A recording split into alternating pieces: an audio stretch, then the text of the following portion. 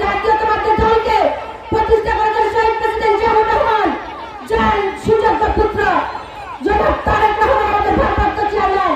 ওনার নির্দেশে আমাদের মাননীয় মহাসচিব স্যার সুমনসরে এই বিএনপিকে আজও পরিচালনা করে যাচ্ছেন।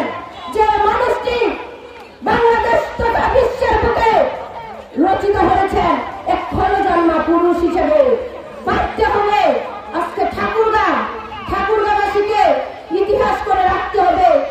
এই ধরনের নেতৃত্ব আমাদের ভাগ্যে আর কখনো আসবে কিনা।